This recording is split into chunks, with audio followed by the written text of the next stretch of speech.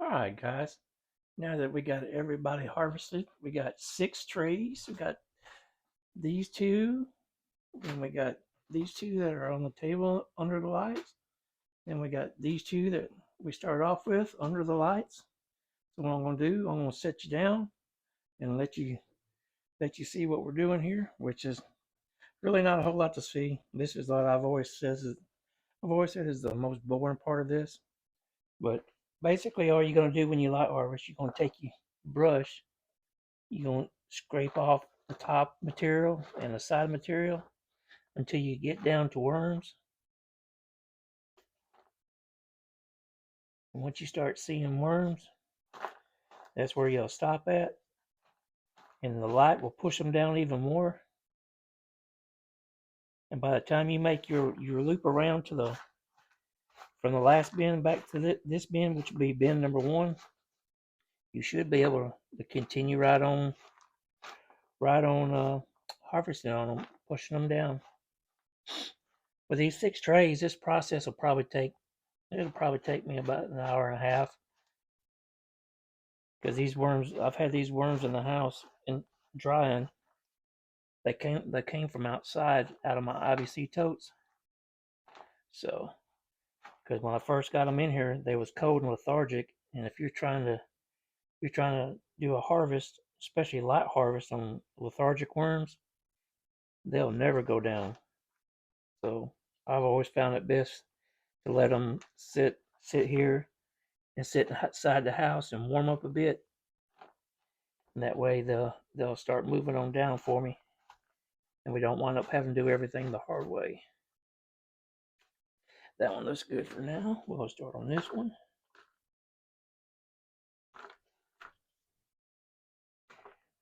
And that's the thing, when I sell my red and blues, I sell them as a bed run, because you get, when I first started, that's the way I bought my worms, were bed run, because you actually get more if you order 6 pounds of worms. Chances are you're going to wind up with about 8 pounds of worms going bed run, because you got so many different sizes in here. You got very, very small worms to juveniles to adults. And when you put them on the scale, the juveniles and the teeny babies, they don't tip the scale very much. It's weighing all the adult worms. And at that, you wind up with a pound or a half a pound more than you would if you ordered worms that were being weighed per weight. But this is the only way I sell my mixed compost worms, because it gives everybody more than what you order. And I always put more than what you order anyway, but it betters your chance of everybody getting there alive. If you do, because you're always going to have some dead. You're not going to have a 100% perfect run every time. You can't control the climate or none of the other variables. How rough the postal service treats your package. If they leave them out in the sun, even though you got stickers all over your box saying live worms, don't put in the sun. I mean, that sometimes I don't know why I even buy them, have them stickers made and buy them, because I've had clients send me pictures of the boxes, and it looked like they put them in front of the truck and ran them over 4 or 5 times,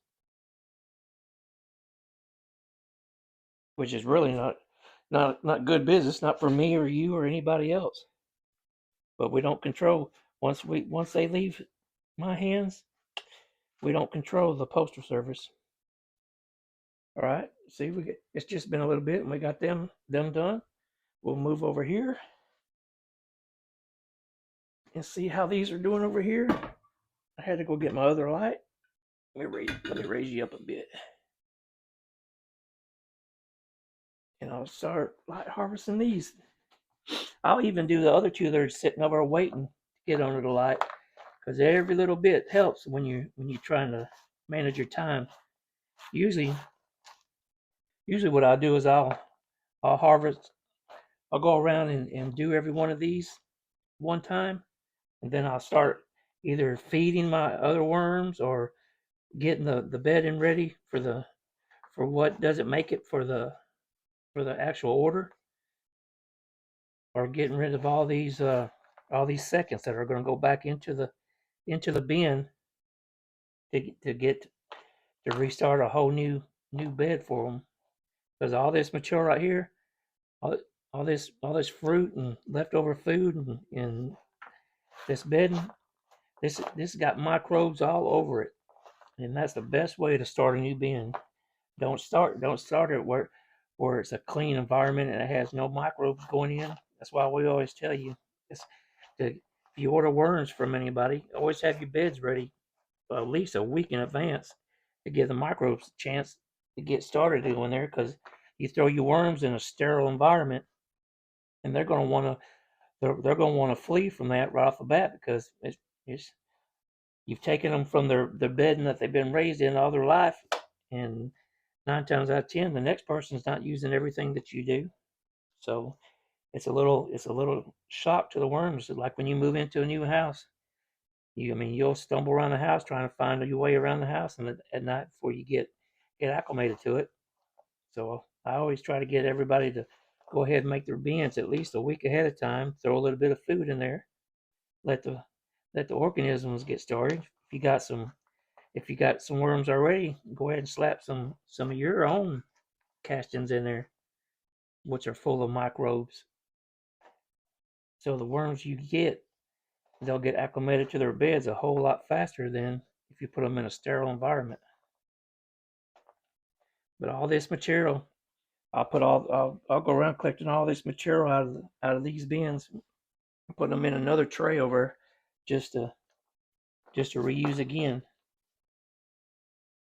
Them worms right there ain't went down much. They're right there on the top. We get some of this bulk material off so the light can penetrate better. Get them moving down that way. So I just look for any worms I find while I'm sitting here brushing this rough material out.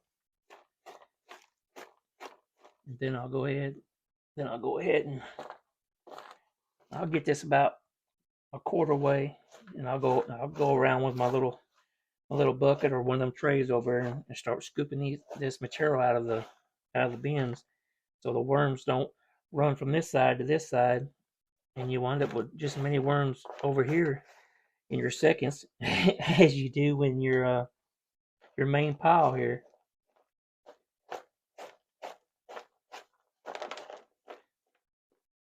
All this big bulky material, these worms ain't getting a good light penetration, so they're still sitting on top.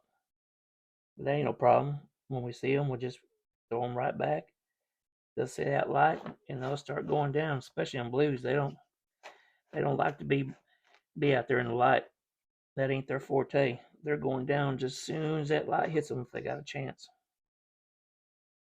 Either that or they'll start running the side of the bin, and you'll keep putting them back in there because we disturbed them, slung them around inside the sifter. They're like, I ain't taking that ride again.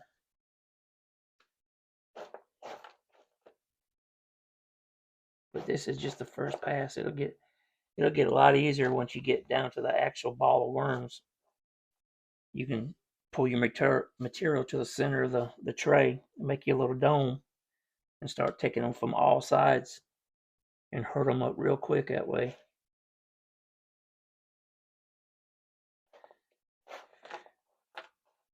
I think this may be the least part of worm farming that I don't like. Everything else I pretty much enjoy. I'm a fast-paced person. I don't waste time. I try not to waste time. And when something slows you down in your mind, you feel like you're wasting time, and you're really not. It's just a process. It's a process everybody has to go through.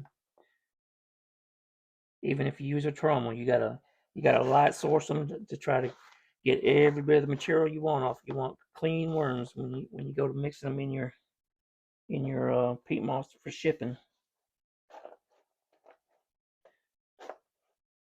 Well, it looks like about all we're gonna get on this, since all that bulk material. I'm gonna knock some off this edge right here, and that'll push them back some.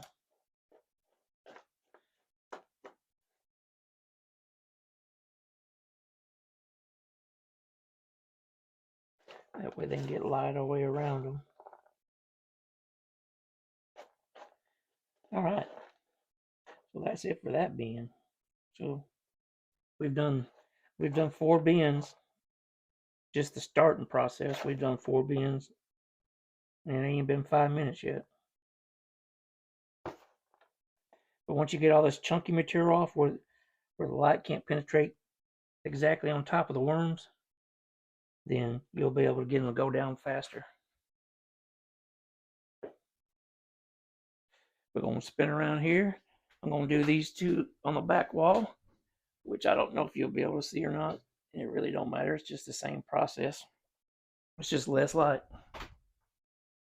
We'll get these going. So when we do get an open spot over there under the big lights, we'll already have a head start in getting them herded up. This one I'll have to kick back a bunch of worms because, like I said, there's no light over here to actually make them drive down. Them lights, they'll penetrate through the top of the dirt about an inch or so, and that's what pushes your worms down. Over here, when it's just this dull lighting from the lights above, it doesn't push them down that much. But we're starting. We got to start. You got to start somewhere. So we're going to go around each one of these, and once I get to the, there's the main center of them. Once I get to the seeing a bulk amount of worms, and I'm going to move to that one. And when we get that one, we're going to give them a little time to run back down. I'm probably going to go start feeding the ENCs in the other room.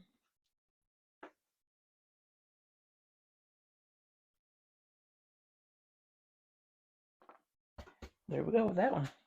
See all this bulk material? We get rid of all this bulk woody stuff. We get rid of all this big woody stuff off the top. They'll be able to go down a lot faster. You see all that? The light won't go through that, but once you get that out of your way and you get right here to the dirt, see, they'll start pushing them down. But I'm just trying to get a head start on all these bins.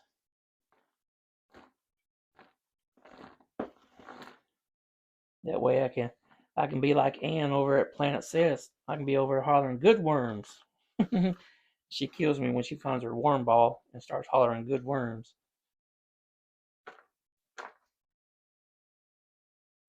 But there's a lot of good channels out there people need to be watching.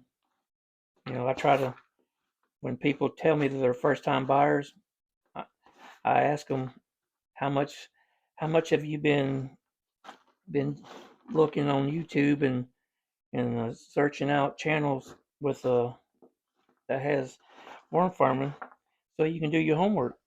You know, everybody who wants to start something new should do their due diligence in researching what they're getting into, what it will actually take to do what they're getting into, so they're not a total stranger to the process when the worms get here. That's the first thing I ask anybody when they contact me about wanting worms or saying they're a first time buyer. They don't know if they should buy bed run or should they buy weighted worms, or do they want blues, reds, ENCs. I talk to them on the phone or email, and first thing I ask them to do, if you're going to buy worms, I'll be more than glad to sell you worms. I sell you worms all day long, but just do me a favor, do your due diligence in doing some research. Watch some videos is the fastest way instead of buying books and having to read 150-page books. But if you're going to start off reading books, there's several good little books out there that you can start off reading that are very helpful. Worms Eat My Trash is a good little book. It's a handy little book for home composting. It gets home composters the basics and get them going and get you into the lingo and all that. You want to be more serious than a worm composter? You think you want to be more serious than a worm composter? I would tell you to get Rhonda Sherman's book, The Worm Farmer's Hand Guide. I've got several books that I read before before I ever started getting serious about worm farming. I was raising. I bought some ENCs to raise for myself to go fishing. I'm a huge cat fisherman. I'm a huge brim fisherman. I love panfish. I love crappie.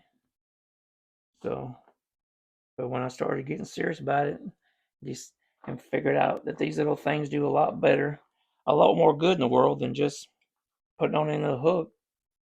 That they're more valuable than just that. They produce the best natural fertilizer that you can get. Uh, And I ain't gonna say fertilizer. We all know that it's not fertilizer. It's a soil amendment. But they produce the best soil amendment that you can get,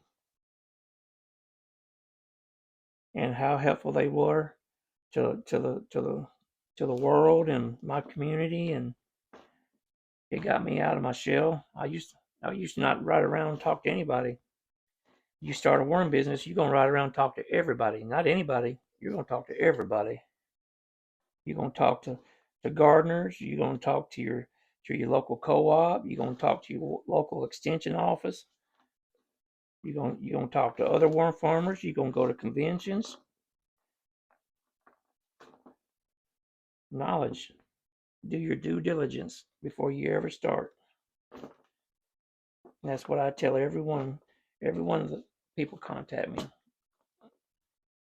I ask them to do that first. I know if you're in that hurry, you ain't got time to read a book, because God knows I'm not the fastest reader in the world. But once I set my head to something, I'll sit down and get it done. And that finishes that one. But I ask them, please do your due diligence in doing your research on the worms and how to raise them in the bins and all that. And that way you limit the amount of trouble you have when you get your worms. But anyway, this is the whole born process. I'm not gonna keep y'all here.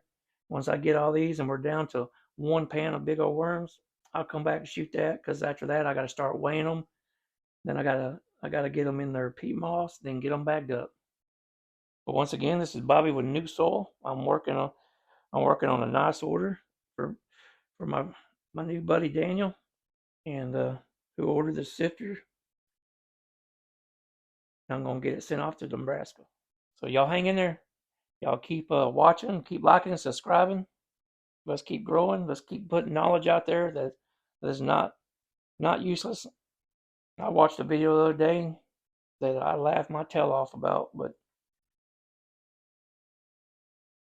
but anyway, we'll keep trying to put the right knowledge out there, and we'll keep trying to be soil saving soldiers. We'll keep saving the soil one worm at a time, y'all. So hang in there. Y'all keep composting, keep worm farming, keep asking questions, and there's a lot of us out here who will give you all the answers you need. So with that, I'm gonna get off here and continue this process, and I'll come back when I got a pan full of worms to show you. This is Bobby with New Soil Casting, saying let's keep saving the soil one worm at a time. Keep composting, and I'll see y'all in a little bit. Bye.